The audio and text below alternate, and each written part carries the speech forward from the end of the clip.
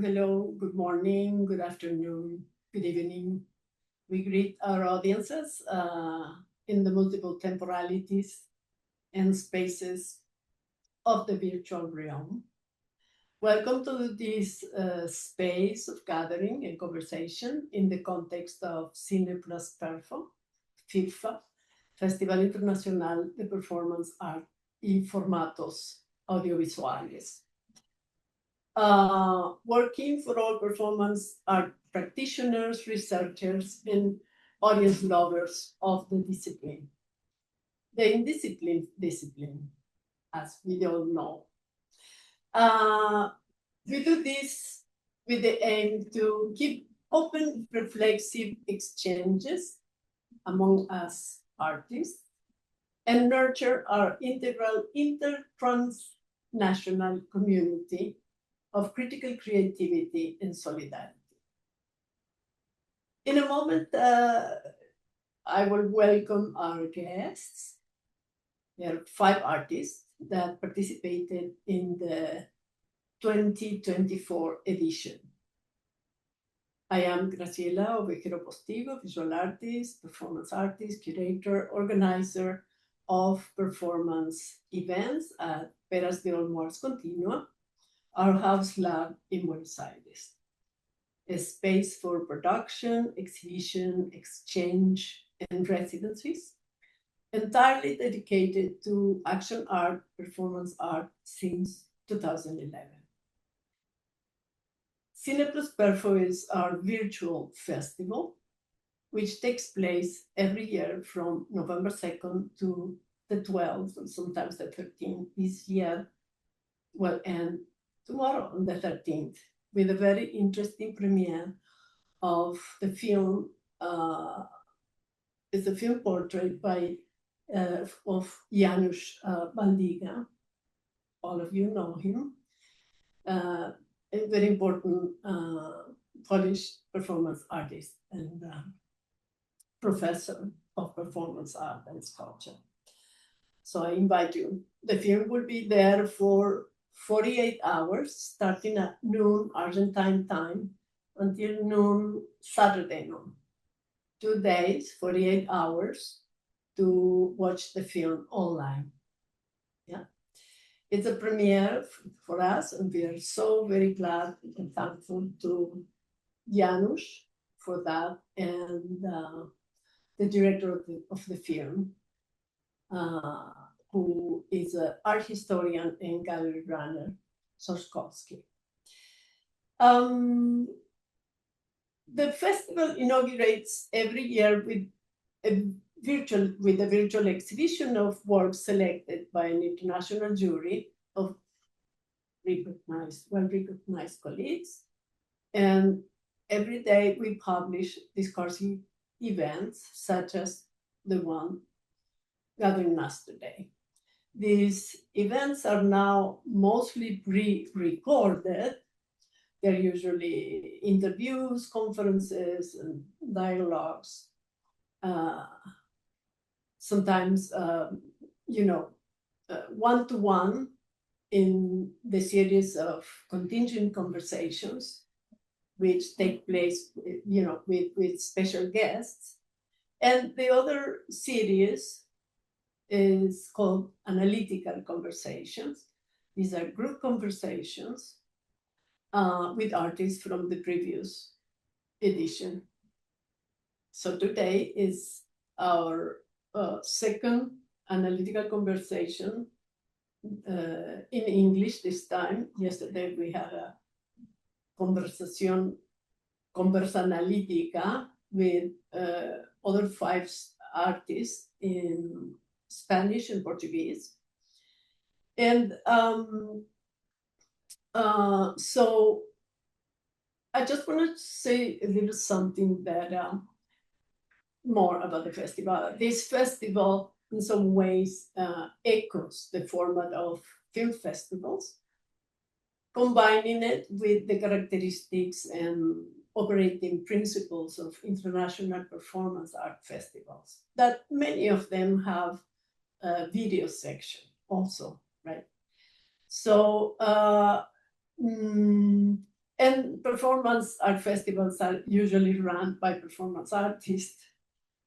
We are the main keepers of the discipline in both sides, organizing and creating performance pieces. So this festival is a non-competitive festival that emerges from the big south of the misnamed America, a very diverse and particular region of vital cultures with complex and highly creative political and spiritual consciousness that emerges from a privileged inheritance of multiple ancestries, the resilient strength of our indigenous and Afro descendant peoples, and other still growing diasporas from around the world that come to us, to our lands. So we are a South consciousness situated festival for all performance artists around the world. And today's guest will demonstrate a little bit about this around the world that we mentioned, and thanks to, of course, the possibilities of technology to be able to gather virtually for that situation. So I welcome Alexia Miranda, Dimple Shah, Yuzuru Maeda, Noel Molloy, and Peter Pan. So please open your cameras. Hello. Hi, Alexia. Hello. Wonderful. Wonderful to see you all. We are all here, ready to go. This is so wonderful. Alexia Miranda is in El Salvador. Dimple Shah in India. Yuzuru Maeda in Japan. Very cold now. Noel is in Ireland. And Peter in the Netherlands. Wonderful. I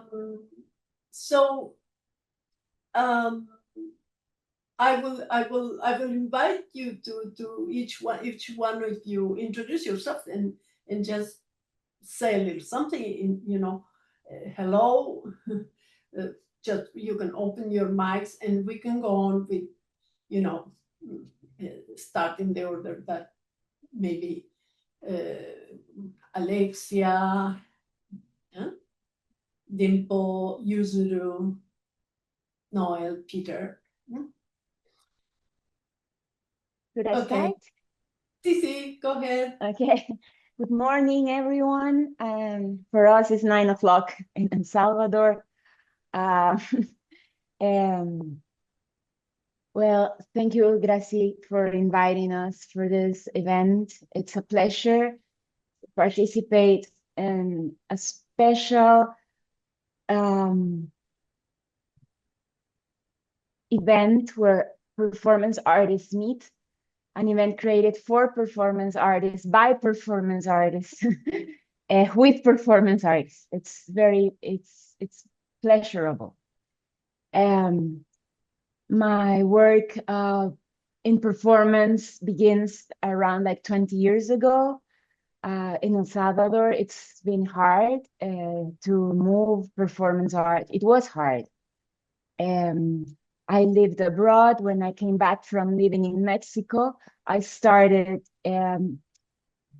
introducing my work, and it was seen very in a very weird way. It was like, what are you doing? What is that? That was around 2001. And although El Salvador, it's a very complicated social country, who doesn't have a complicated social and political country here? But here, it's been a lot of effervescence with violence, blood, war, civil war since years. And political harassments now. So performance art is like a language that you would think it's pretty logical that performance art was going to evolve, was going to be a needful tool to contrast all this contention and all this corruption. But it's hard to say, but it took a while because art was mostly focused on the visual part as objects, paintings, sculptures. Always objects, paintings, sculptures, photographs. So it took a long while that people around the country could see art as something untangible, something that was not in a physical form, and I think that was that's been kind of my lucha, ¿cómo se dice en inglés? Struggle. My struggle, thank you. But well, my art started also as a personal work, very personal. Started, as I told you, it was hard to get inside the atmosphere. So I started recording myself. My work began a lot as a video performance artist. I started doing work and I started sending it abroad. And then my work started to have other kinds of resonance. And then I came back to the country with the work that was seen outside. Yeah. So that's part of the overview story that I can tell you. And I work a lot with feminine tissues and from my very perspective of how I perceive the world, that is from my feminine side, from this connection with the body, the motherhood. I used to work a lot with that, but I'm not raising children anymore. But I used to work a lot with motherhood and with the relation of my body with the body of the other, which I think we all do. And but that's it. Thank you for listening. Wonderful, wonderful. Thank you. So yeah, so we will continue directly with this kind of first question, introducing yourself and talking about these early notions, your memories of the early notions of your own contact with performance art. And so as in maybe references that were your inspiration. So now we give the mic to Dimple.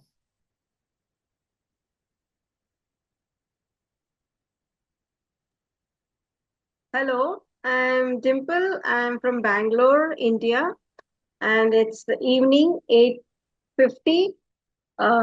So we are almost like ending the day. And yeah, so my journey as a performance artist started in year 2000. So it's now 25 years.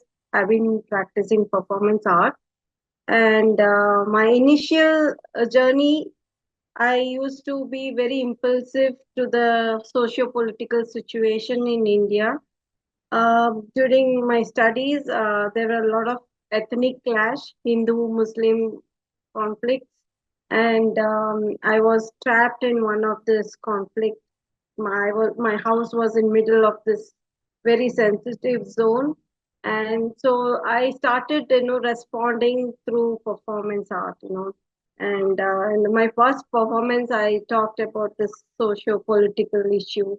It was titled Saffron Border, and I took a position of an individual who is helpless, like a common woman, and if you're trapped in such thing, anything could happen to you. So this was a very critical time in 2002-3 when in Gujarat, very communal riots happened.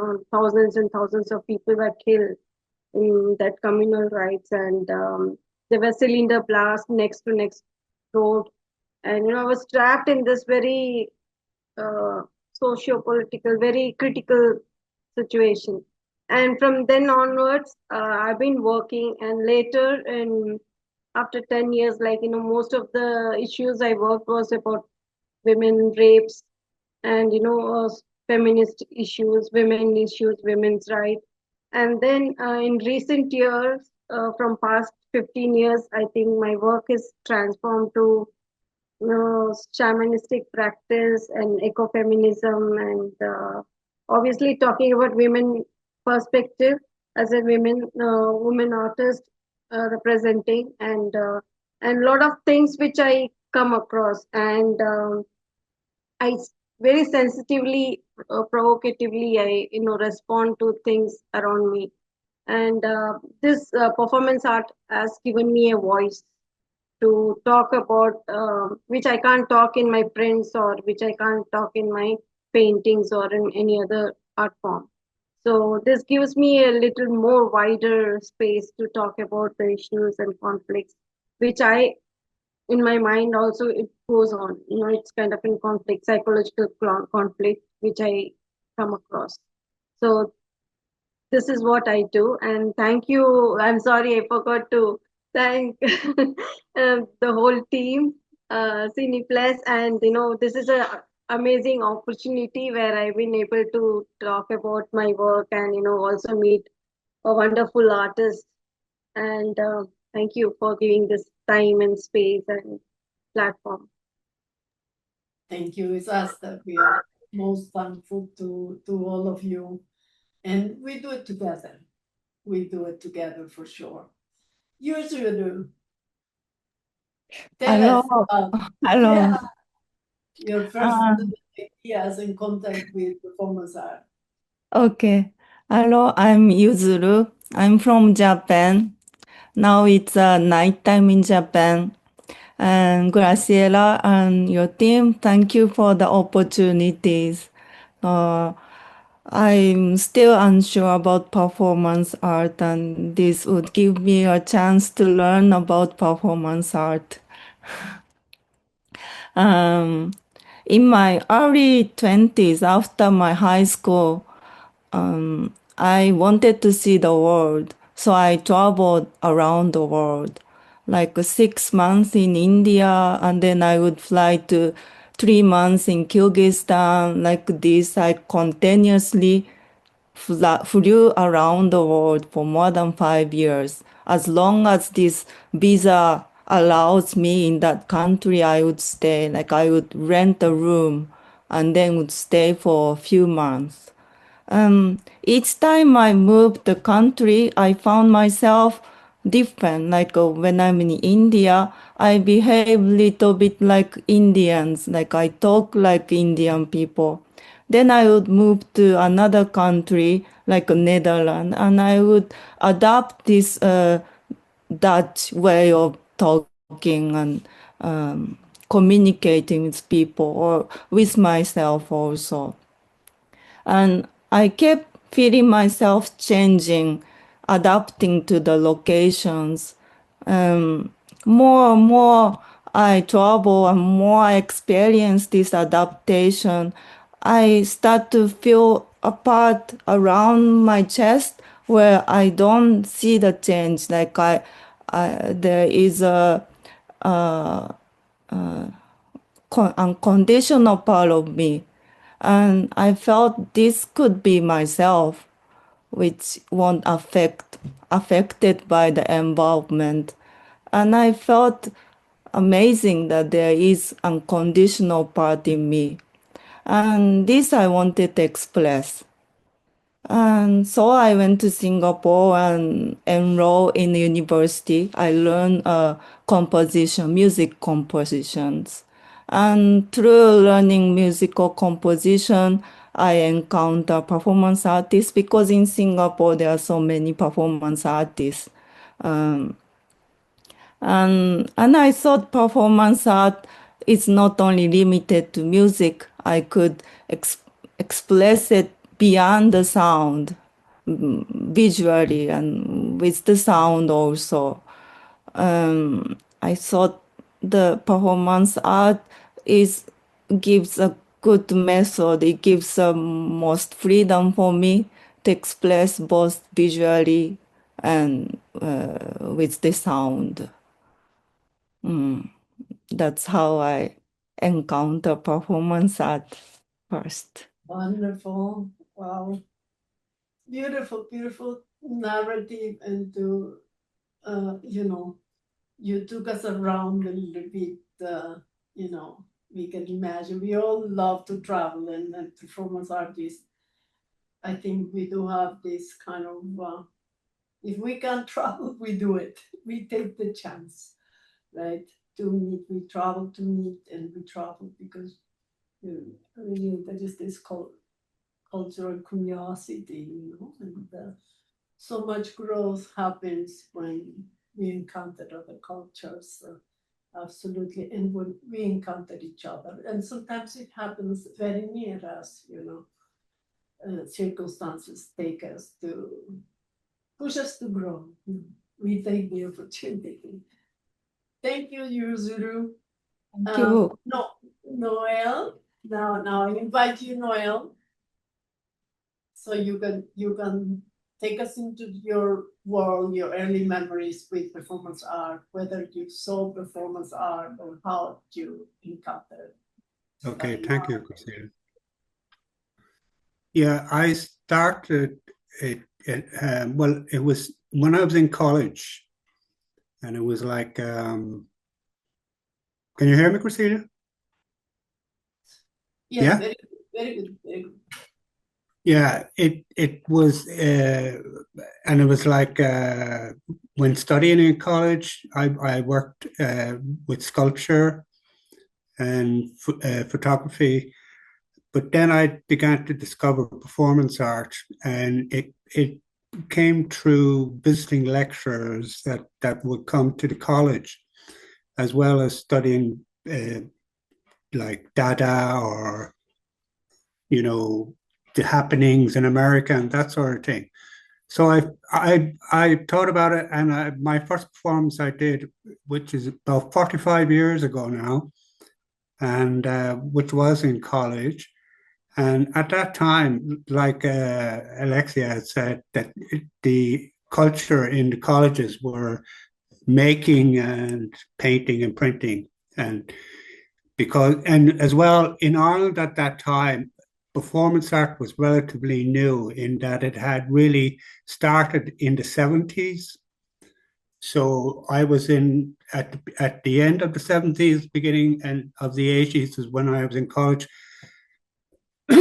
So I thought, with using this type of medium, that I could say something other than what I was trying to say in my sculpture or my photography or whatever. So I felt it was a way of addressing issues, political, etc. At the time. So then, in as the 80s went on, as I left college into the 80s, I continued, of course, to make sculpture and that sort of thing.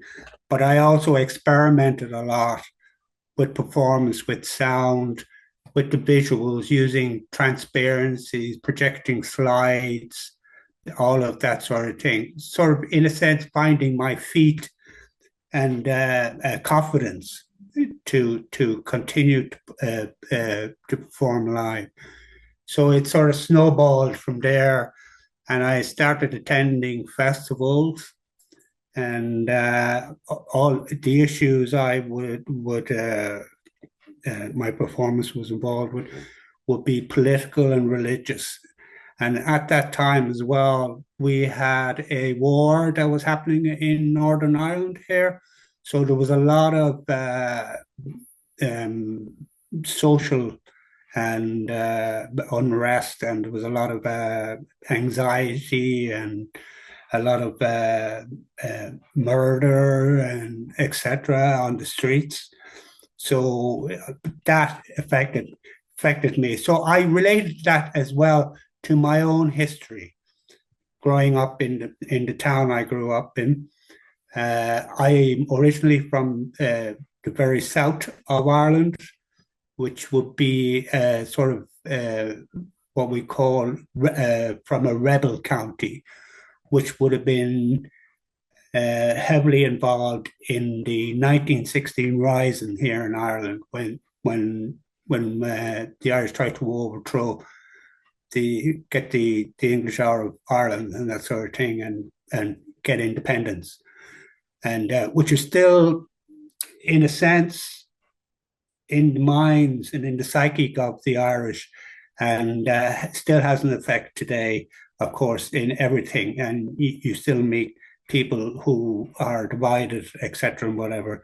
And of course, while the actual conflict, the actual killings, and etc., have stopped in Northern Ireland, the division and the sectarianism and the inequality is still there. And we have to keep pointing to this and creating a situation where these people can be seen as equals, etc., and the conflict can be eradicated. So that's what drives me, and then I relate all of that to what's happening internationally. So I bring aspects of that into the performances. And just recently, I have done a number of performances that live that have dealt with the ongoing conflicts that are happening today throughout the world and that sort of thing, and pointing the finger, asking questions, etc., and that sort of thing. So in a sense, some of the time playing devil's advocate, setting up a situation where people think and ask themselves, how do I react to this, and what way do I react to this, and can I do something about this, etc.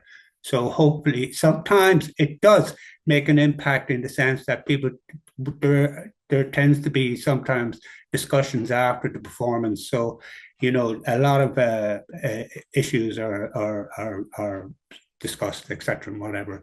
And and as well as that, I feel very privileged to be a performer and to be invited onto situations like this.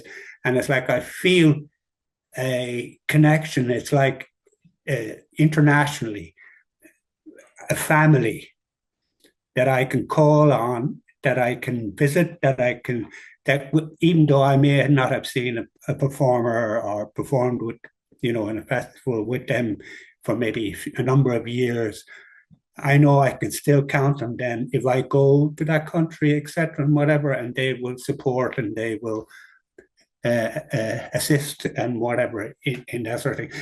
And I feel that way too. So anybody who comes here, I always try and help them as much as I can. So it's like one big family. Support is incredible. Yes, thank you, Noel. Thank you.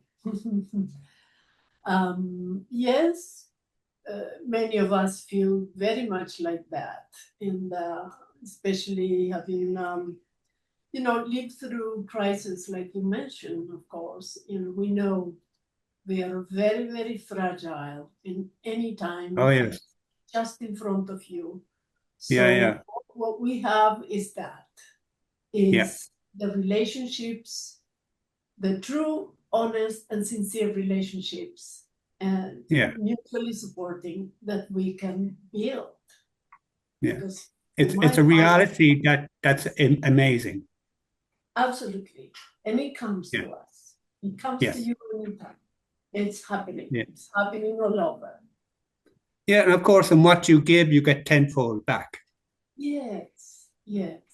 So it's nice. It's nice to thank you. It's nice to hear each other, in these moments of so much crisis. Now we give the mic to Peter Barron. Thank you. And we are all ears for you, Peter. Go ahead. Thank you so much. First of all, I want to praise your dedication for so long and your hospitality, which I experienced personally with Eva Davara 2 years ago, and your wonderful husband Hamid. and very much the team around you. So I felt very welcome, and already now, quoting Noel, maybe it counts for everybody, is family of mankind, but first of all of performance. So I feel very much at home wherever I am. No exaggeration.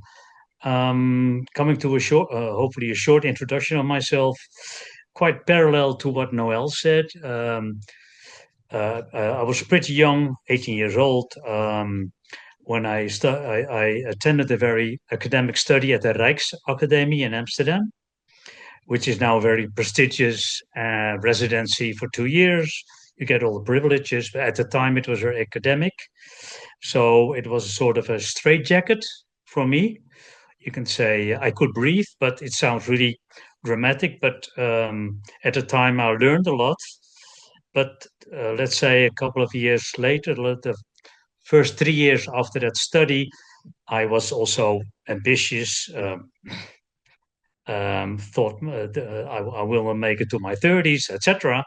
And I was also very greedy in terms of information.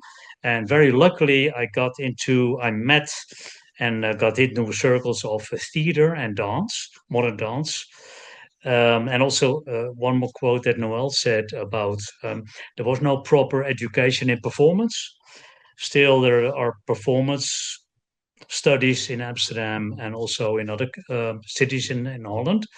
But the first 3 years, there was sort of a broadening my, let's say my third eye. I mean, we all have two eyes, but my third eye in terms of sort of an overview and then find my place. And because of meeting quite interesting and charismatic, I was so lucky to meet them, dance and theater, and also the discussions and seeing their performances, I felt the need to get more and more into the use of my body directly to people present. And later on the years, also passers-by, which are the indoor and outdoor situation of institutions that either welcome us and invite us, or in that respect, I also, still quoting Noel about, I'm also from the do-it-yourself generation. That means knocking at museum doors at the time, and maybe it's still the same, but I talk about the real doors. No answer, so I got to find my own way around, as I'm still doing as we speak. I want to actually stop or have a quote which I use a lot, which says, hopefully, which covered the time I started performance in 1980 officially till the day, till the present. And that means I work with appearances between sensual bewilderment and operational suffering that challenging the constructed nature of our ideas on identity, progress, memory, and mindfulness. I would like to repeat it once more.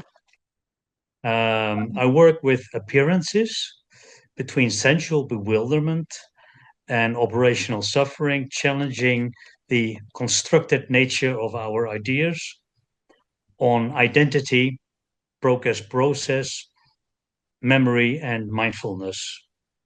Thank you so much. Wow, that's very good. I know that phrase. I heard it before. But it's very complex. It has a lot of thinking in it. And it's always, every time I hear it, other things resonate, which is very, very interesting. Thank you. Thank you, Peter. Pleasure. We come to the moment in which we are going to review the works you participated with in the last edition of Cine+Perfo. And also, when we make the calls, we will remind ourselves of the concepts that we proposed So our calls are like propositional, not thematic, but we like to throw some key ideas to, that it can be open enough to inspire, because we are surrounded with so much stimulation, and it's good when something goes by with some key ideas, maybe, something touches us and we want to respond to that. So we do it in that way. And so our calls are also worded kind of like in this way of your famous phrase, long phrase, Peter. Nice. I love it. And last year was something like this: confidence and distrust. We're living in, we all said it, we hear ourselves, wherever we are touched about the suffering that's going on. It's human construction, production, industrialization of suffering. We're going through those situations. Industrialization of wars, people making money with suffering, constantly, since the colonizations of the Americas, since, in the West at least, persecuting women for their wisdom, coming out of the Middle Ages in Europe. And then these conceptions of new empires. So these are, we all know, we all feel those pressures. And so the call was stated like this, 2 words: confidence and distrust. And then in parentheses, the heart is in perfect state of creation. So that comes to call for the sort of see, like Yuzuru would say, there is a part of me that is unconditional and unconditional. This is something kind of spiritual, but it's something that we do have. Like whatever power we have, conducting our lives comes from who knows where. And it's maybe has something to do with this thing, there in the heart. It's good to say it and to remind ourselves of that we do have the power to transform and to feel okay and create different situations and transform the situations. So that was in parentheses. The heart is in perfect state of creation as an affirmation of, we say it as a mantra. Dimple knows a lot about that, we all know. And then survival in an era of necroliberalism. That's it, the words, that's it, An invitation to delve into the infinite generative power of ethical intersubjectivity.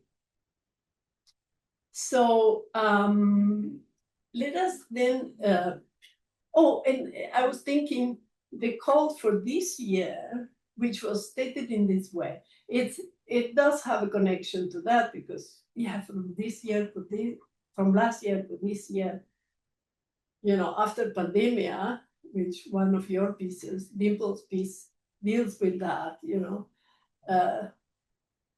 we have not evolved much. So the call of this year does have a little bit of a relationship with that. It was stated like this: distal harvesting. So the idea of creating art as harvesting, and distal, placing a distance, which is like this trajectory that the artist does as a self-observer and an observer of the world to create an art piece, to feel touch and create an art piece. Distal harvesting, release and analytics of the artist function. How does a body of working, body of work, a body of working becomes consciousness, again in parentheses, beyond portrait and self-portrait. It does have, a relationship, but in a way it kind of narrows it down more to the genre of the portrait and self-portrait, for the artist, yeah.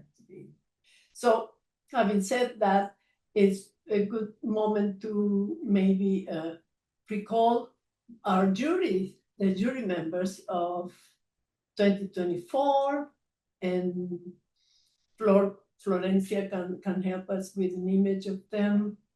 Diana Soria, she's an artist from Mexico, living in Finland. See, there's a lot of multiple geographies for people in general. Artists, artists looking for places where you can learn more and be more welcome, that your art can prosper.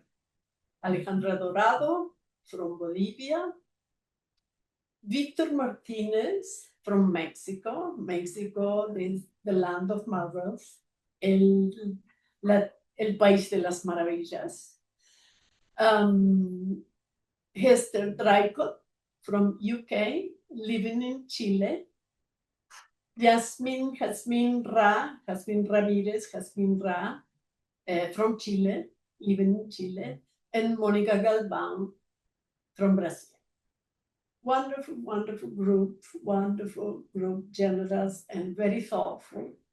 With the jury, every year we review every single piece we receive, and the numbers have increased.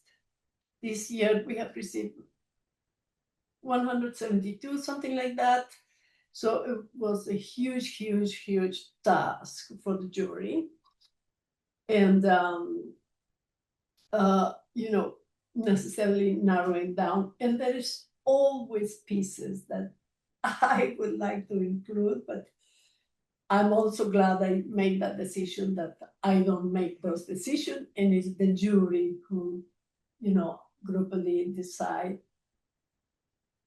which are the pieces that are going to be selected. So you were part of that selection, and also a couple of you have received mentions with your pieces from the individual members of the jury. Every year, we invite the juries to individually highlight some works that have spoken to them, in some particular way. So that's sort of like the awards that we can offer, that special attention, and the juries write some, conceptual reflection about the piece they have highlighted. It's not like first prize, second prize, that sort of thing, but it's this symbolic and thoughtful attention to that. So we will follow the same order we have started with, right? With Alexia, then Dimple's piece, then Yuzuru, Noel, and Peter. Alexia's piece is called BsAs-AR, and in Spanish, and Healing in English, Healing. And so we can go ahead.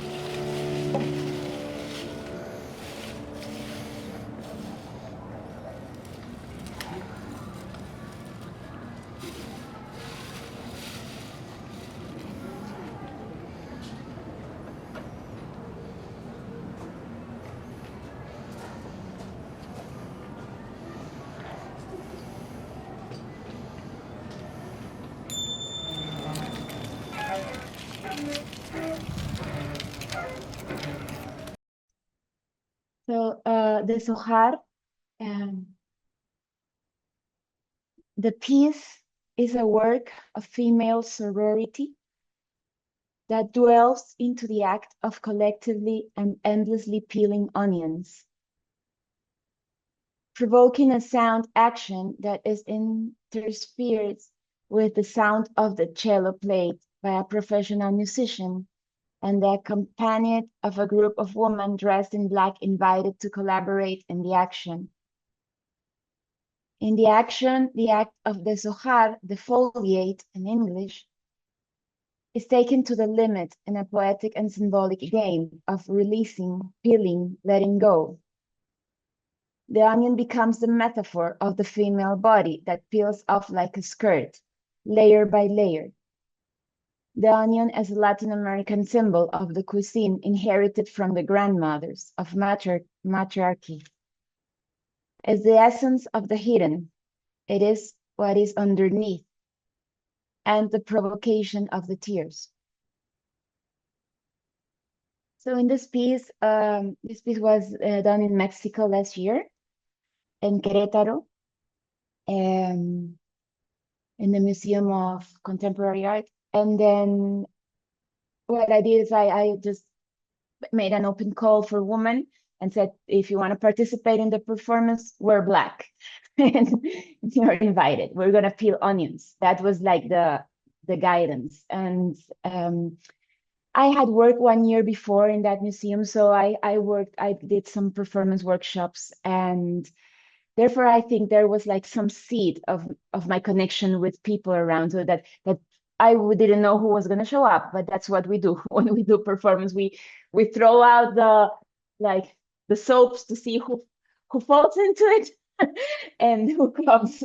So, but many women showed, and I was very glad. And so we started the piece. It was complicated at the beginning because the museum, at the beginning, the piece was going to be done inside, and I wanted the piece inside because of the smell. The piece is a sensory piece that evokes smell, touch, and sound, because the peeling is it's such a beauty. It's like dried leaves.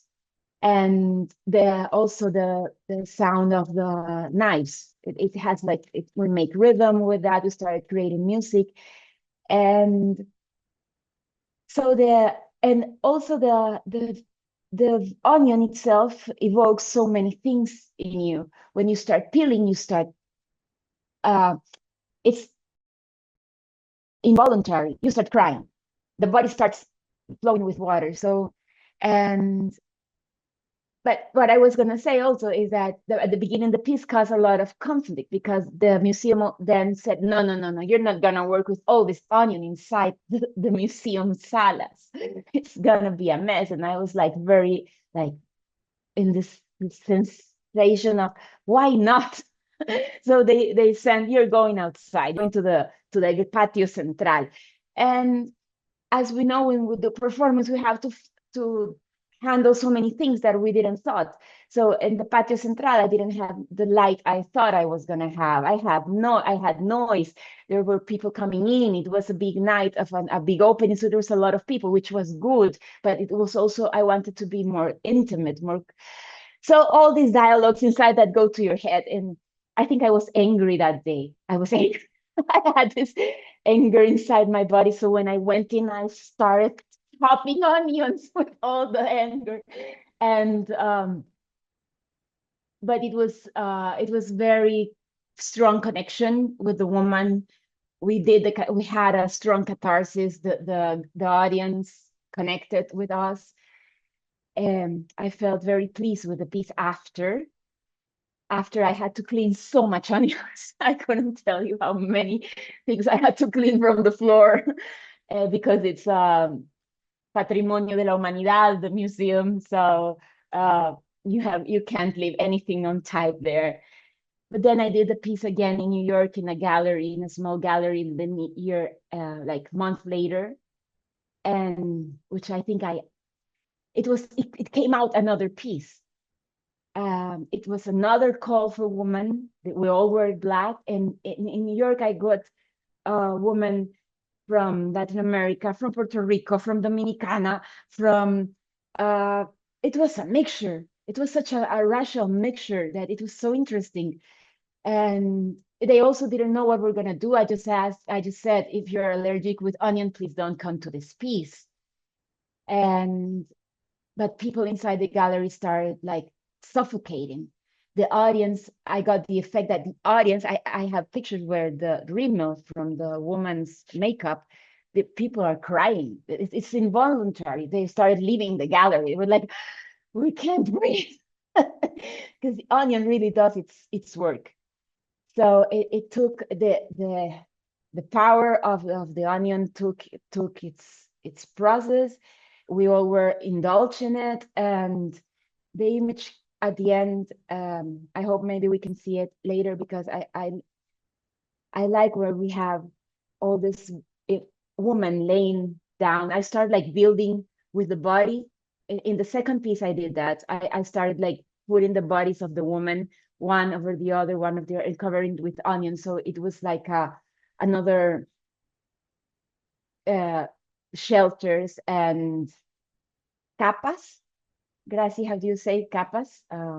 Layers. It was layers of Like the of this sensations of women that have like been violented, or that are not listened, that are not respected, that are this is the piece ends up with this sensation for me, like we are been there, we all peel ourselves in life, and we give complete, and we end up completely unprotected as this onion, and it's continuous action, and it's not that we unpeel ourselves like that voluntarily. It's society that has educated culturally women to disintegrate in that way and feel so unprotected. So it's kind of this dialogue comes into this. Yeah, it's quite amazing and very interesting, this call into collaboration, into creating a situation of collective experience where people that don't know each other share some bases that become evident, that they are evident for the women's life, but they become more evident, and something else happens. And then working with the organic element of the onion as a symbol, and it's also like a symbol. It also you pick the red onions that look like a heart as well, yeah, and the muscles are like layers of threads. But it's one muscle, but it's it's all like wrapped up like a nut. It's very interesting. I immediately made this association with the heart, and so the body starts reacting with the gas that is released from this fruit. That is amazing because it's a cleansing chemical, and it's so important to have it in your foods because of that for the body, and it also just makes you cry like that, So I can imagine the situation and the emotions. Immediately thinking into the physical effect of emotion in this cleansing, like you said, the waters of the body sort of arise and coming after the eyes. So very, very amazing, very interesting. In New York, you also had a musician, a cello. Yes, but it was a handmade cello. It was a very weird instrument that he had constructed. So the cello had another kinds of sounds. It was like more contemporary, this with no this different association of sounds, and it was interrupted. It was more silent moments. And what I also want to share is that it's amazing how performance communicates with the unconscious, because when we invite for a call this one day before the performance, and you just throw it in the web, like, we are searching for a woman wearing black, it doesn't matter the age, you want to share a performance piece for sorority, don't be allergic to onions, and that's all. But you don't really say to people anything more than that. And I'm so grateful with all the women that did collaborate with me in Mexico and in New York, because they came with this very beauty and sweet face, like, oh yeah, I was called for a performance piece, and yeah, I want to work. And if you like onions, and they're like, not really, but when they start getting into it, you see the fury coming out, you see their eyes crying out, you see the connection from the sensibility, from connecting, because we see it in circles, so it's also a ritual. Yes. And the action itself, which is peeling, chopping, the action itself gives you so much to desarrollar, to develop. No, so the metaphor is contained in the action itself. Yeah. And you, so even though if you don't know, you've never been into a performance piece, the action will provoke and will guide you. Yeah. Wow. Wonderful. Thank you. Very successful piece, obviously. And the video was really very interesting. I know the duration of the piece itself, of course, the event was how long? 40 minutes, an hour? How long was it? It was, I think the piece was sustained in real time, like for 30 minutes. 30. Chopping, peeling. It was a lot of energy contained. Right. Yes, we all know that to keep a piece with tension, with the audience, and you present there with your energy, and guiding the group, because in a way, when you are inviting a collective performance, you as the performance that is like provoking, you are guiding the energy. You're like guiding the wave. So I feel it like that. Yes. Sure, clearly. And it go like that. Wonderful. Thank you, Alexia. Of course, the video piece was shortened, but we could really appreciate, the imagine situation. And I tell you, the patio situation was quite interesting as well. So you were able to have both experiences inside, suffocating everybody. It's like, yes, this is like that, get it. And then, the patio and the combination with the cello in the video, which is, you do have the classical cello is playing there. This contrast is amazing, right? Very nice, very nice. Okay, so now we will invite Dimple. Dimple also works, collaborates with other people, but this piece, it's a very strong. Well, her pieces are very, very special, and we will watch the video, and you can run, Flor, and then Dimple, you start talking whenever you feel that you start talking. We're going to be watching a repeat. It's nice to watch it. Also, watch the images even in silence. Thank you, Flo. Go ahead.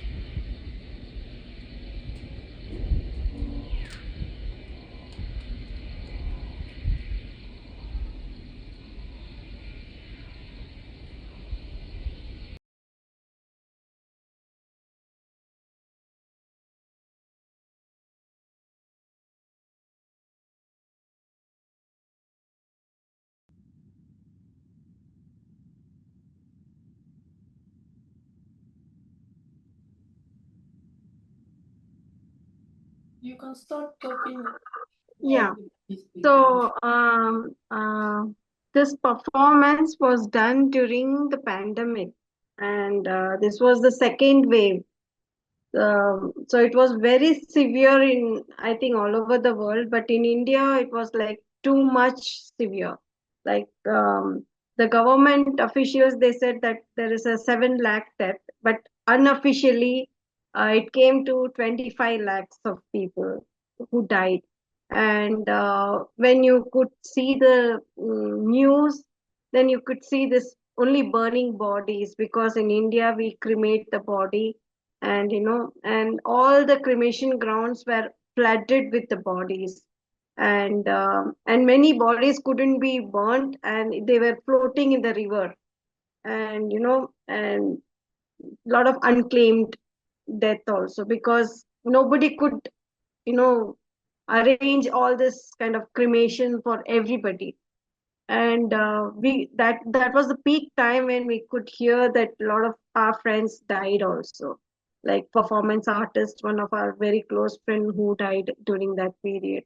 So it was too traumatic, and for me the one image which struck my mind was in the news, which was from the aerial view, and where you could see like hundreds of bodies burning simultaneously in the cremation ground.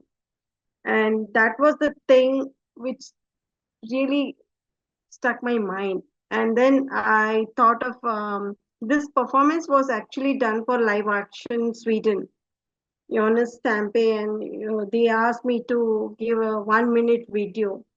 But this was very critical video, because to shoot this with the fire was very difficult task. For first half of the day we couldn't get the fire because the wind was so much, and something it didn't work, all the grass was wet, kind of not dry enough, so it was not catching the fire.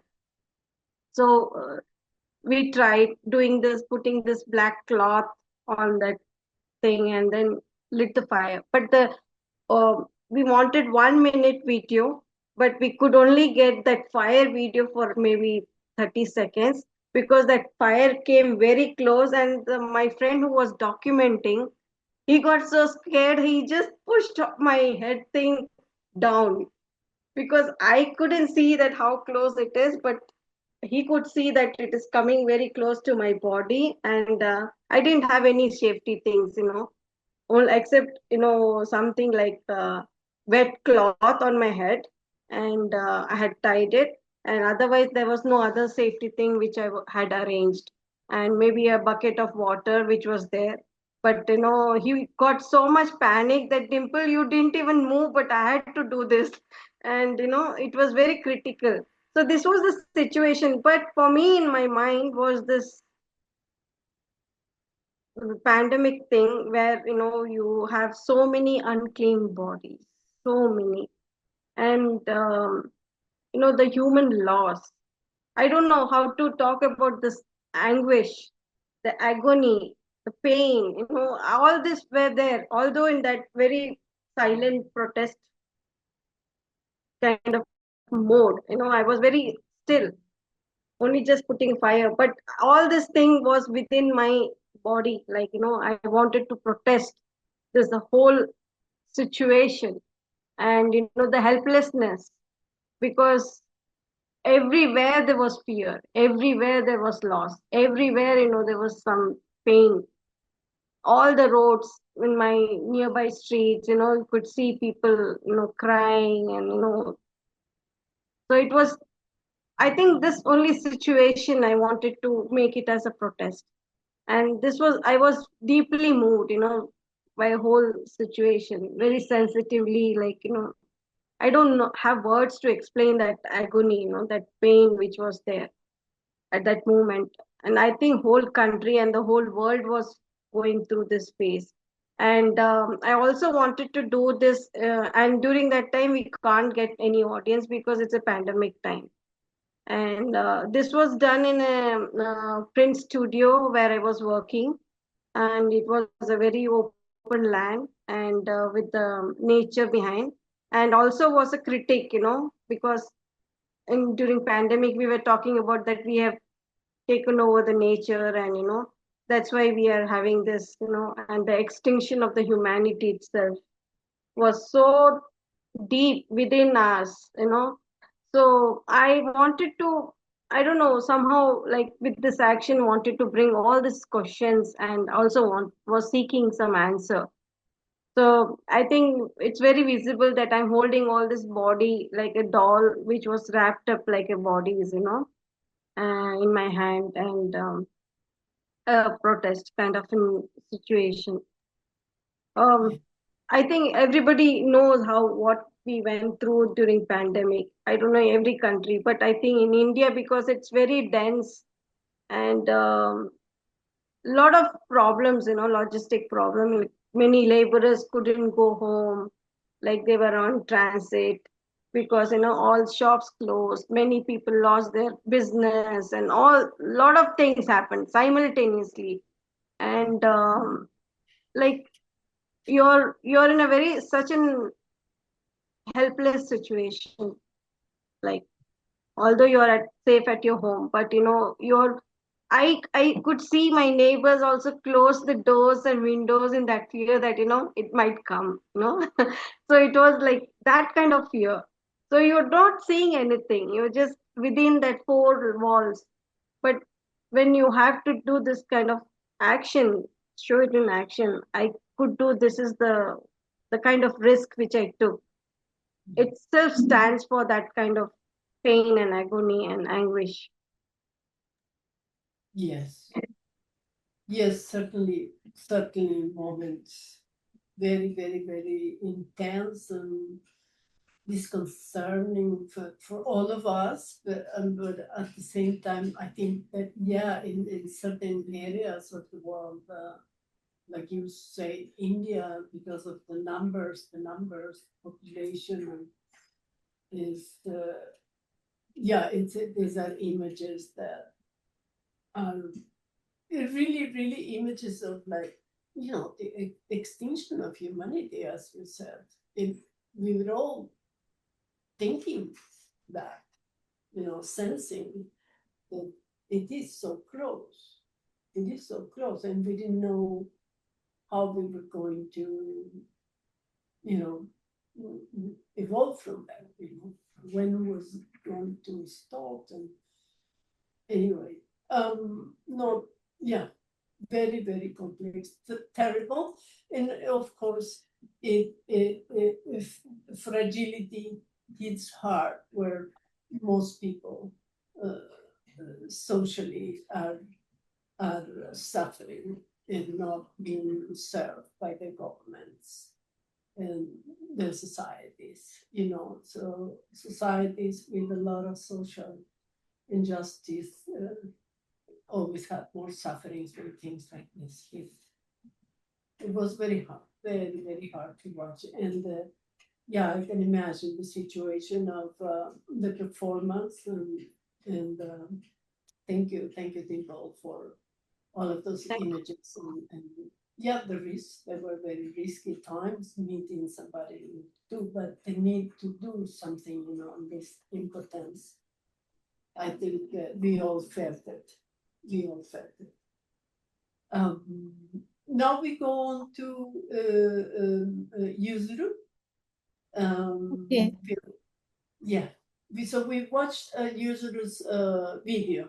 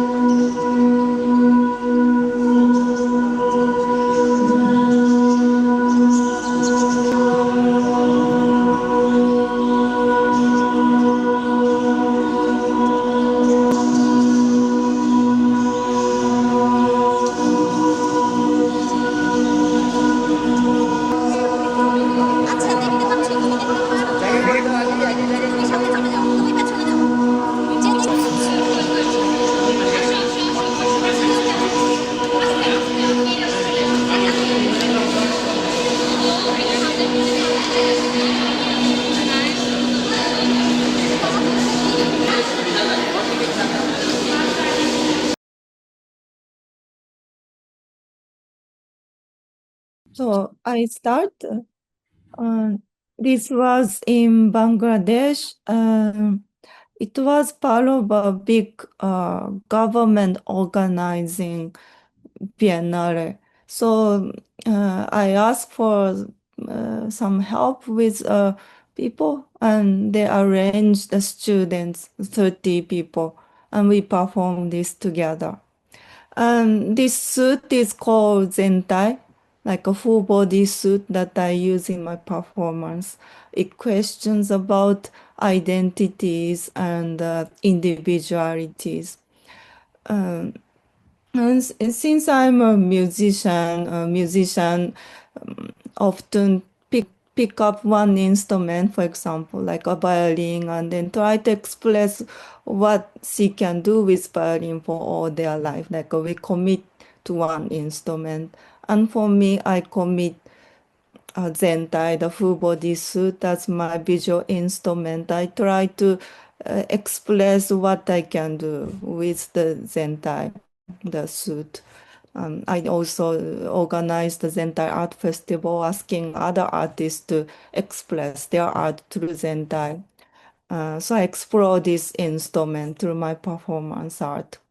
And for this piece, I am questioning about individuality. I believe a lot of things that comes into my mind, what we experience is not limited to individuality, the boundaries of the body. We are much more connected with other people and with the environment, and we're much bigger. We are a bigger existence. This is my idea.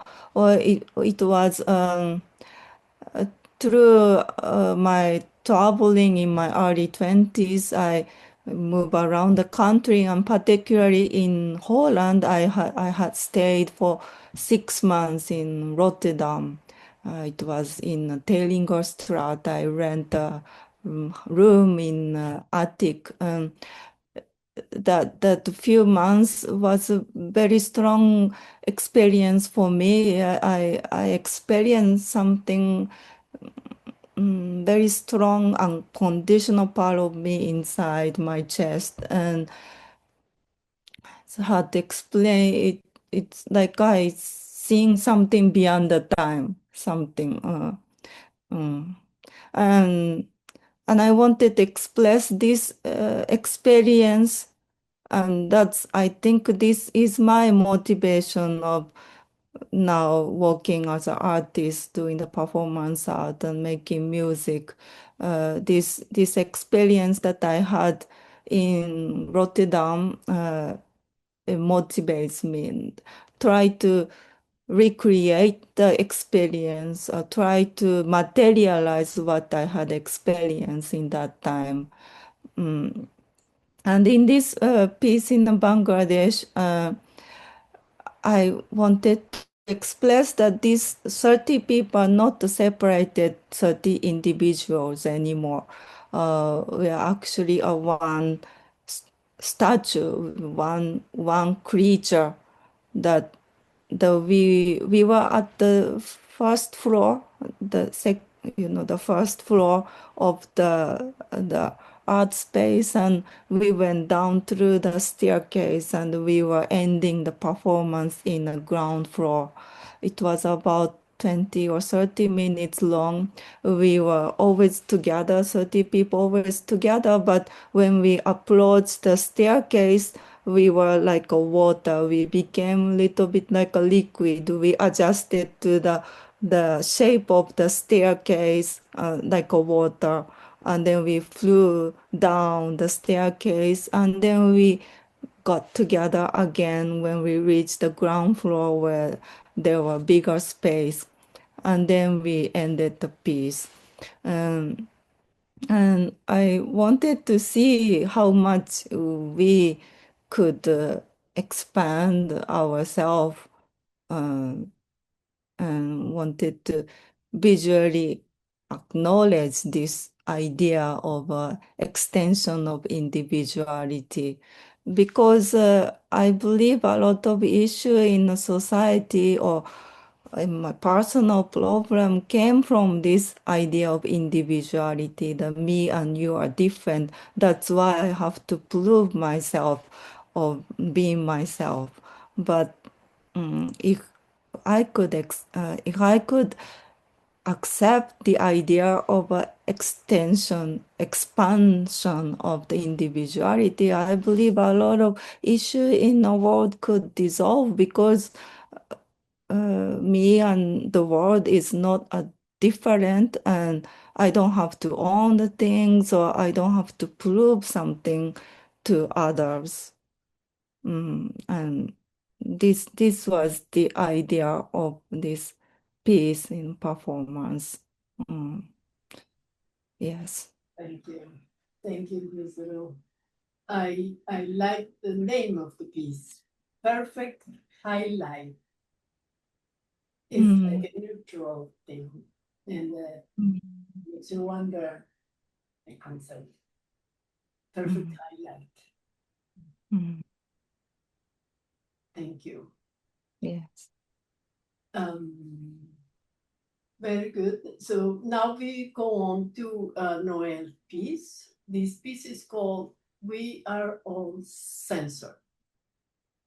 And we're gonna watch the video.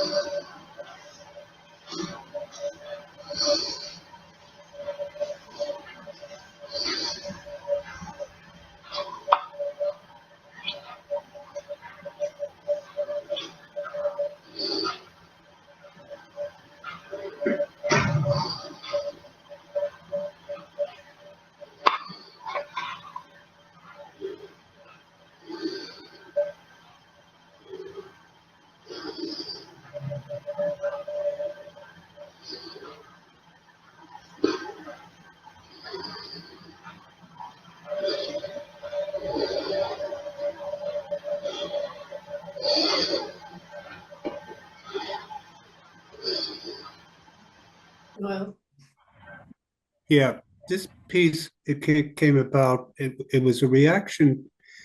At this time, this was in 2018, and the government decided to hold a referendum to appeal the Eighth Amendment of the Constitution, which stated that the baby had the same equal rights as the mother, basically. So in effect, that meant that the woman could not determine what happened to her own body. So they wanted to change it so that the woman would have the right to decide how her body is treated, basically. So you had two sides in fighting in the campaign. You had the side called a pro-life, and you had a side called a pro-choice.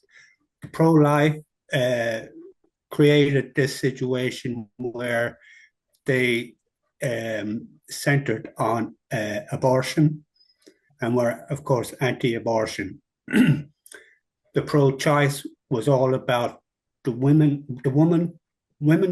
determining them for themselves what could happen to their bodies, the right to choose whether, and in the sense of abortion, if they wanted to have abortion, they had the right to choose. So at that time, it was illegal to have an abortion in Ireland. So many women would have traveled to England to avail of the services there. So as the campaign went on, it became very dirty and very aggressive. So, and even a lobby from America got involved, the USA, and in funding the pro-life section, and they funded posters, etc., that basically distorted the whole thing and used these images which were very offensive and very graphic, and the police themselves had to go, when people complained about these images, etc., the police themselves had to go and remove these, but it was never discovered who the actual lobbyists were from America. It was never, they could never discover who they were, so they could not be prosecuted, etc. But anyway, it became so decisive that lecturers, talkers, speakers, politicians, doctors who wanted to hold public discussions, lectures on what the whole amendment was about were stopped. They were prevented from holding these meetings, which created this sense of censorship. So and even as a consequence, you had some of these people who were blacklisted afterwards and who lost their positions wherever they worked in universities, in hospitals, etc. And some of them had to eventually emigrate in order to obtain employment. So it was infuriating at the time.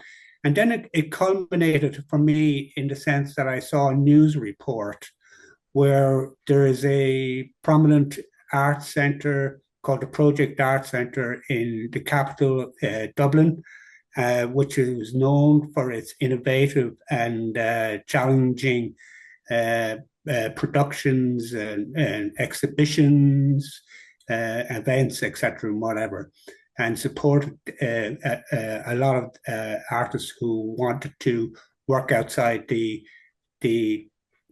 usual. They want that what were challenging the arts, etc., and whatever. So there was a street artist also who had created this poster in relation, in support of the repeal, and it was like a heart that was broken with the Eighth Amendment written on it. And these posters had started to spring up throughout capital Dublin, and then this art centre commissioned the artist to create a mural outside of on the outside wall of the center. So that was done, and the overall, just to put it in context, the overall color of the center was blue, and then the mural, which was red, basic red and white, was painted onto the front of the center. So then the director of the center started getting memos, etc., from the funding bodies who were supporting this center to remove this mural. Now, again, censorship. So the director kept pointing out about the freedom, of course, of speech, the freedom to express, and this sort of thing, and said he would not remove the mural. So it eventually culminated in a direct threat from the funding bodies that they would lose their funding if the mural wasn't removed. So reluctantly, the director himself took a paint roller, but did not paint over the entire mural, but painted away some of the mural partially with this blue color that the building originally was. Yeah. So I was annoyed, and because of this censorship, and I thought, oh, are we living in a democracy, etc. So I decided to do this performance, and I thought, how would I do it so that I could maximize the amount of people I could contact? So I decided to do it on Facebook. Yeah. And as well, again, you had that double thing of where on Facebook you do get censored, etc., and all this sort of thing. So I decided just to open it up and to do this where I painted my face blue, the same blue that was used to paint over the mural. Yeah. So after that, then there was quite a bit of reaction because I used this sign, "We are all censored," which was the name of the piece. So then I decided I should take it a bit further, and the live performance on Facebook maybe lasted just under 10 minutes. And it was edited out afterward. I'd edited down afterwards for the video. And I decided to take this news report, which was on national Irish television, and also on the webpage of a national newspaper. Yeah. So it was well known, this clip from the news. Everybody knew what it related to. And of course, there was also a gathering at the center when the event was happening, and there was a number of politicians who were supporting the repeal present, who spoke about what the reaction to the whole situation and the whole censorship situation. So I married the two of them together to create the video. So it has been shown at various international festivals in Bogota and Europe and that sort of thing. So it was kind of cathartic for me, in a sense that it gave me a bit of a voice to say, no, stop.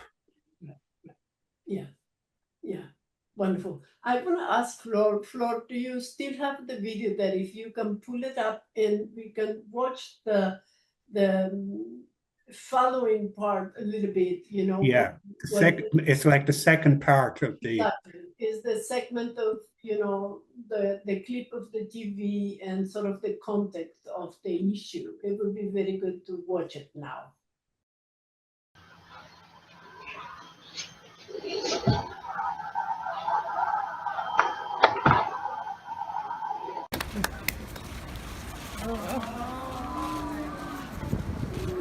we want? Repeal the age! When do we want it? Now! What do we want? Repeal the age! Yes, so the director himself also, in his statement afterwards, he made a statement which I thought was very powerful. He said, "You can paint over a mural, but you cannot paint over an idea." Yes. That's him talking there. Yes, this is the director who has since moved on to other work. Yeah. Very good. He took an interesting stance strategically. So he demonstrated the censorship that was pressing on the institution and his position. Yeah. So you can see this remains today. Right. At the center. It's a document of that time. And what is the situation right now with the amendment? And there is, of course, the Voice of Women saying, Yeah, while the repeal was passed so that women could determine what they could do with their own body and that sort of thing, and abortion was made legal. There are still problems in terms of certain hospitals, certain doctors, etc., won't perform the procedure. So there are still women traveling to England to avail of the services because they just cannot get the procedure here, which is so ridiculous. Like I can go in, spend another hour talking about a particular case where a 14-year-old girl was raped and was put through because of the legal sort of bureaucracy involved when a woman does want to have an abortion, because of the she had to go to the courts, and it was decided that she could not avail of the services, and she tried to leave the country with her parents anonymously, but she was prevented from boarding the airplane. So then it went back to the courts, and there was another round. So this 14-year-old girl who was already traumatized by the rape had to go through the whole trauma of two major court cases, etc., and the incident at the airport and all of this, until they eventually got permission and slipped quietly away again to England so that the procedure could be carried out, because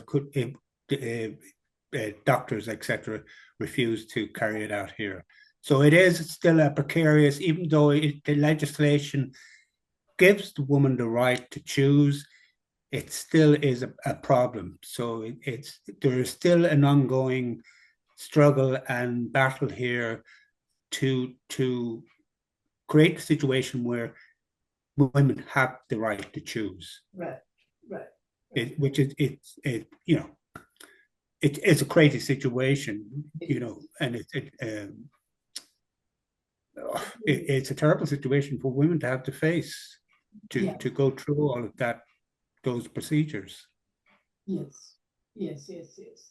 It's a very, very, very unjust, and it has to do with all these layers of the society that still cannot face certain truth about itself, because it would allow and would not react to rape to kids, but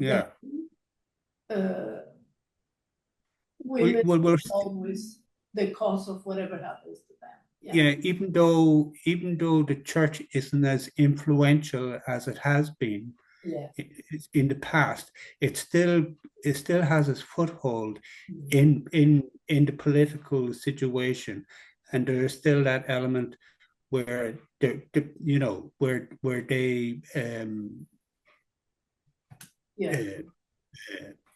affect politicians' decisions, etc., and whatever. And it's like it's basically men deciding what women can do with their bodies, which is another crazy attitude. Yes, yes. So this piece is also very interesting in the sense that it combines, an action, a performance action that you do indoors with the social documents of what it refers. Yeah.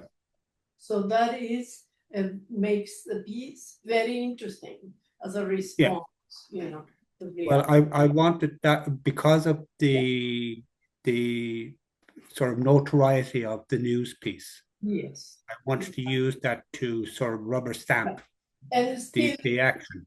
yeah, the piece together, it becomes as a document, as you said, it has Yeah. gone to different festivals, and it Yeah. brings up this issue again to be talked about. Yeah. Because And it happens did in Ireland, it's probably happening in many, Yeah. many other places as and well. it did create debate, and people did question Yeah, their attitude towards the whole situation, and which was good, which is good, positive.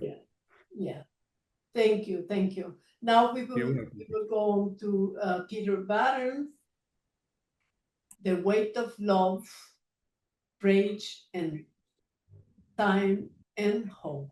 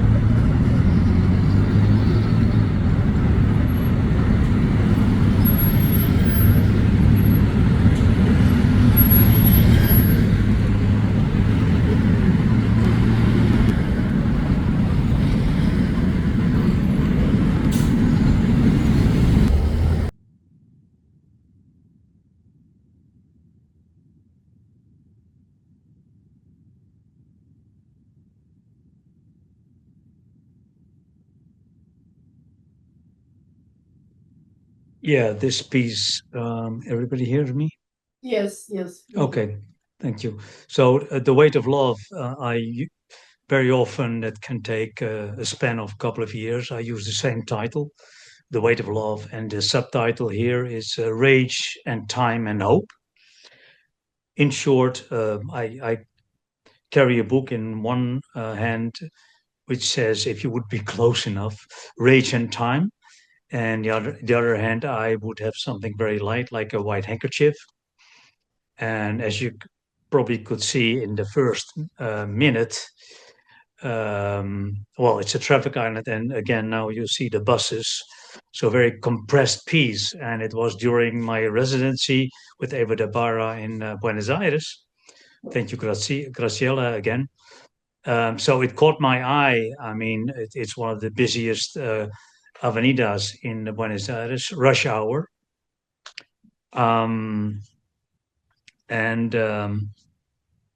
Yeah, sort of spot on situation. It wasn't, I mean, you could say it was meant to be, but it was clearly like, yeah, I want to be there. And this anyway, sort of compressed literally in between the ongoing traffic lines, jams, rush. Yes. Yes. Can you talk a bit more about the concept, the book? Why the book?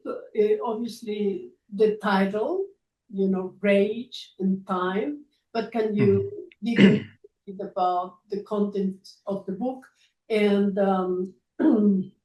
this sort of synthesis that you do? It becomes almost like a ritual within the visual art,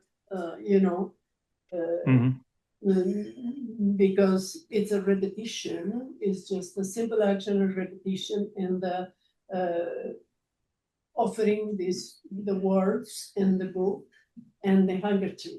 There's few elements, and the urban landscape, which that was Buenos Aires downtown, and you have several other pieces. I think one in Greece and one in Kassel that I saw directly also.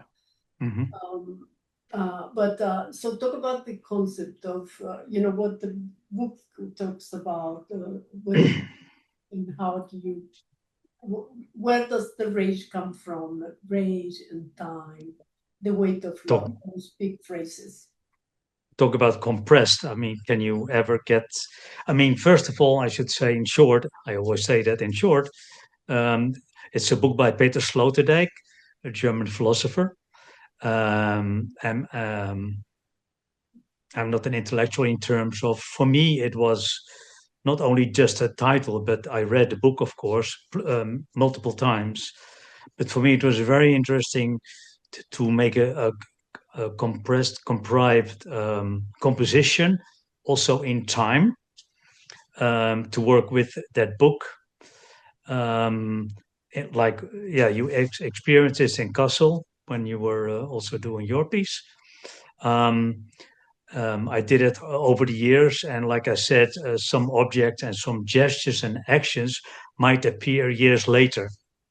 It's a wonderful excuse not to pop up wherever I want to, or it depends on the invitations.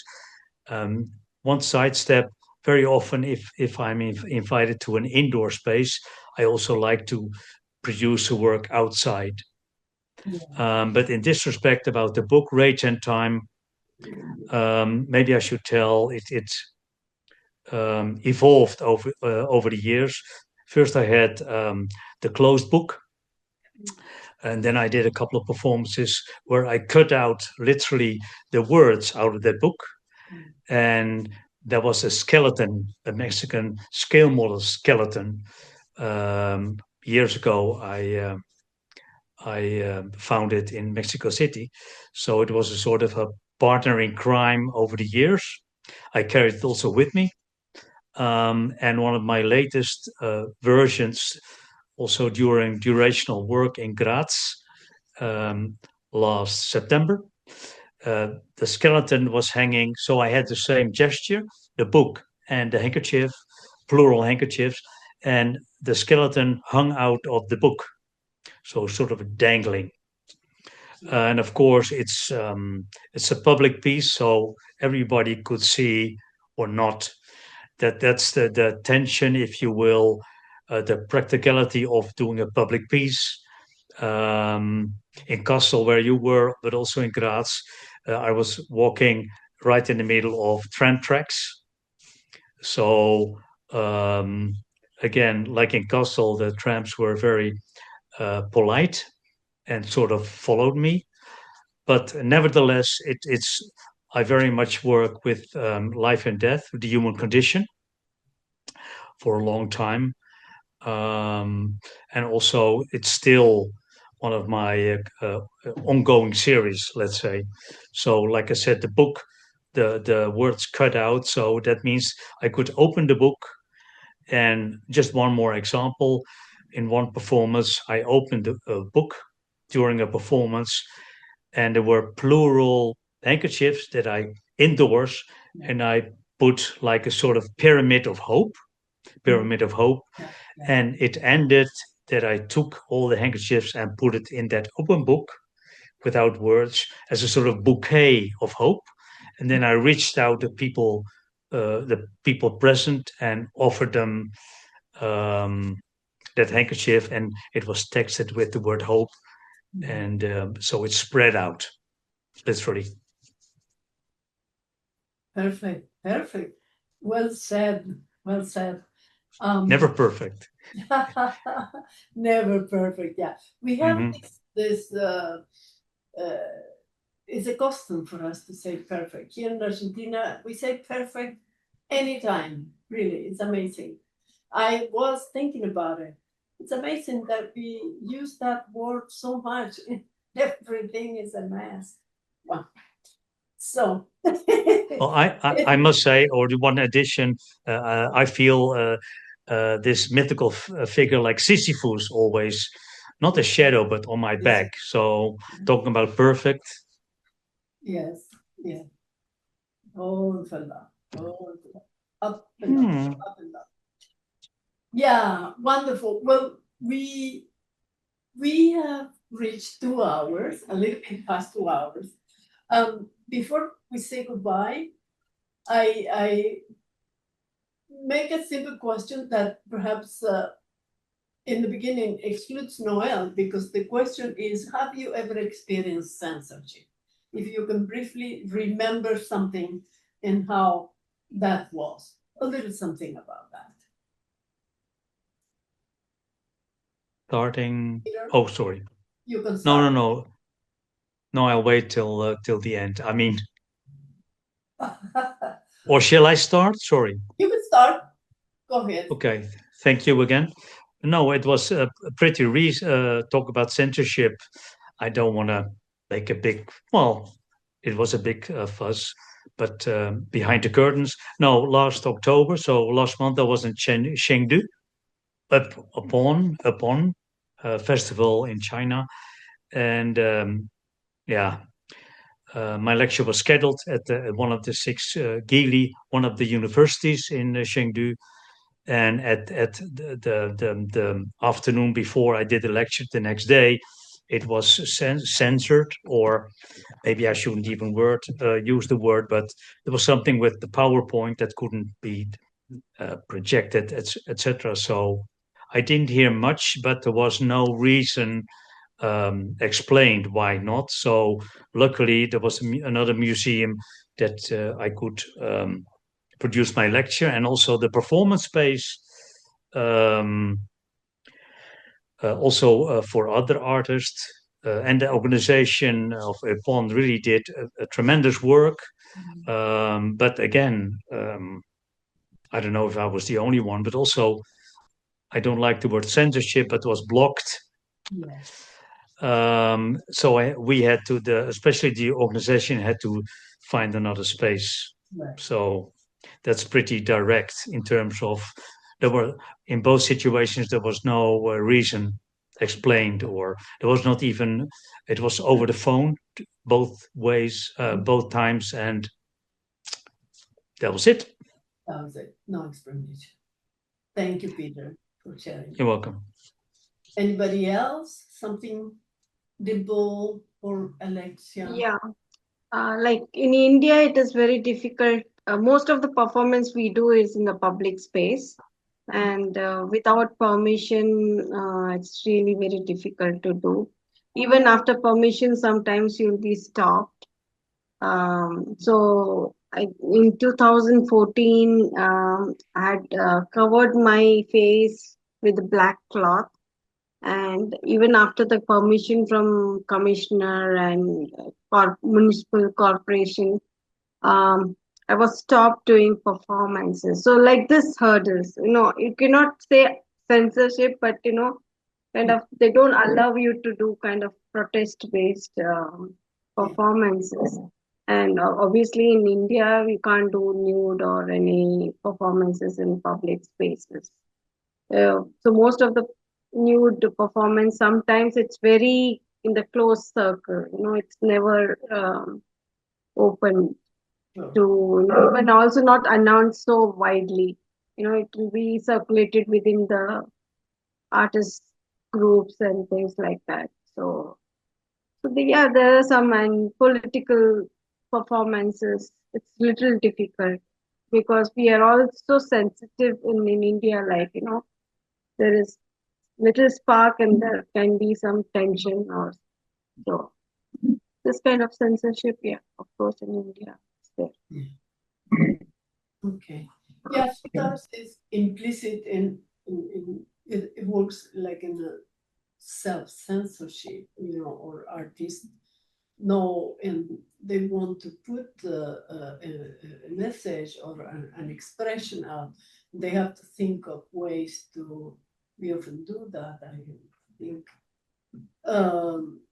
during dictatorship here, you can imagine, and even afterwards, I personally experienced that with a group, the group called Grupo Crónica, Chronicle Group, that in the immediate post-dictatorship, we were exploring performance actually in the mid-80s, and both annual exhibitions we did had serious problems with calls from Opus Dei. It's a right-wing Catholic organization, menacing the museum, and then next year actually having an exhibition canceled by the same director that was inviting in a municipal art center.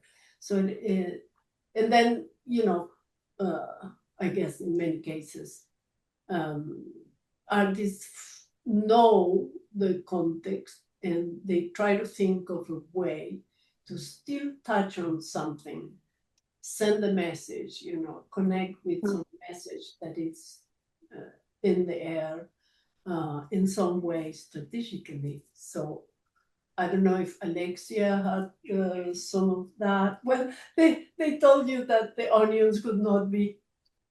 Yeah, Alexia, go ahead. That the onions could not be inside the museum because it's a really historic. Actually, that day at the Querétaro Museum, it was very frustrating, the sensation with the director of the museum, which is a very macho energy. And I really felt like we were being not respected as an artist, because he said it was about ¿cómo se dice? Guidance and following instructions. Okay, right. The guy said to me, I'm the director and I'm giving the instruction, and this cannot be done because I decide this. but with this authority, it was like, but also I really felt oppressed as an artist. I felt eager. I felt angered. I felt frustrated, and I could relate with many other artists that we go with the sensation. In El Salvador, but also the beauty of that was that we as performance artists, we transform the energy, the feeling. So I transformed all that energy with this piece, to the piece, to this poetic piece, to this collective piece. So that for me was a beautiful catharsis. And in El Salvador at the beginning, in the 80s, for example, with the Civil War, it was hard to do performance outside, or for example, performance was not even like known, but people would do like dance, contemporary dance. Actually, I come from contemporary dance. That's my energy moves from kinetic energy a lot. But theater and dance were like done in the streets, underground, where the Civil War was done, because it was a fight within the left and the right, with strong radical groups. After the peace treaties in the 90s, for example, we had like another moment in the country, but we started having the maras, this political situation, right, where the gangs took over the country. And during that time, and that was the time when I started coming back from Mexico, because I did my university in Mexico. When I came back to live in the country, 2001, 2002, that time, if you wanted to use the public space, you had to be very careful, because you were gonna probably get robbed or killed. So it was very dangerous. Public space in El Salvador has always been very dangerous. I usually do a lot of work with issue, because I have a piece that I do installations with medical gauze, that I go out doing a lot of big sewings, tramas and tejidos, because I started like healing the public space from violence. We were Salvadorans, we were not able to use public space. We grew up behind the wall, behind the wired cable. It was like that. My childhood was like that. And so when I wanted to use the public space for a park or something to do a performance, you were already, en español decimos, rifándote la vida. You're already jugando. You were playing around with your own life, because it was a target. It was such, you were putting yourself in a fragile situation already, like in a fragile moment where anything could happen. Not just that I'm not just talking about if the performance would go right or wrong, or if you were putting yourself in a dangerous situation with your own context of the performative context you were dealing with, but dealing with the atmosphere, with what you could not control around you, which was gangs, somebody throwing you stones. It was very, very violent. And now we have the other violence, that it's the government, which is a dictatorship that goes, it's a completely, it has an agenda, and what goes on in public spaces, you can now, you don't get robbed by gangs, you get robbed by the government. Or now you cannot use the public space without asking permission, because the police can go and ask you, what are you doing here? And they would put you guns, and you would be a terrorist. Probably they would take you to a security jail of our beautiful president, that is like well-known jails around the world. It's like we are known as one of the countries with the best jails. Imagine. I don't know what to say.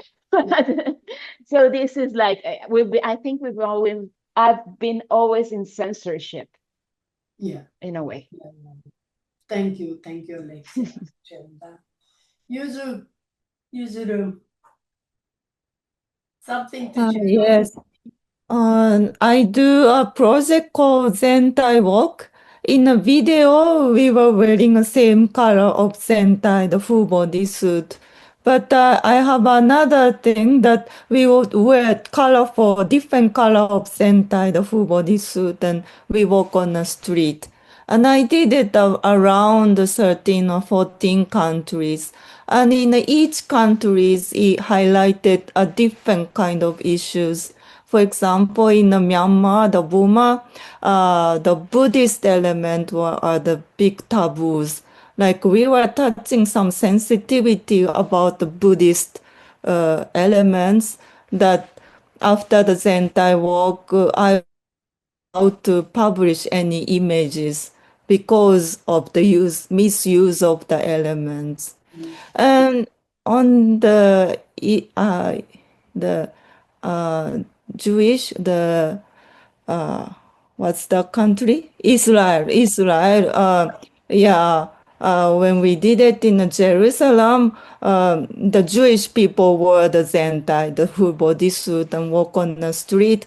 And because they were covered the face, they were no longer able to prove that they are Jewish. So the army pointed gun on them, that they thought they are the Islamic. So there was a unique highlight on the country.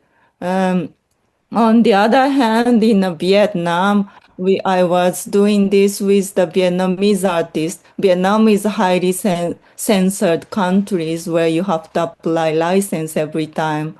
But because they were covered the face and we were talking in English, they could imitate that they are the foreigners where they have less censors and freedoms. And because they could be a foreigner in Ho Chi Minh City, it was their first time to perform something on the street. It gave them a freedom instead. So I believe there are different kind of taboos around the world. Yeah. Wow, thank you so much. Thank you so much. Lastly, I don't know if Noel, you want to adapt something else in terms of that experience, but we can also start saying thank you and greeting each other until the next time we meet. Thank you so much for having us. Thank you so much. Thank you so much. Thank you It's so been much. wonderful. A pleasure, Yes, everyone. absolutely. Nice seeing Been you. great. Great seeing everybody. Nice to meet you. Yes, and some of you are meeting. Next time, Take care. somewhere. Take care. Bye-bye. Okay. Bye. Bye-bye. Bye. Bye.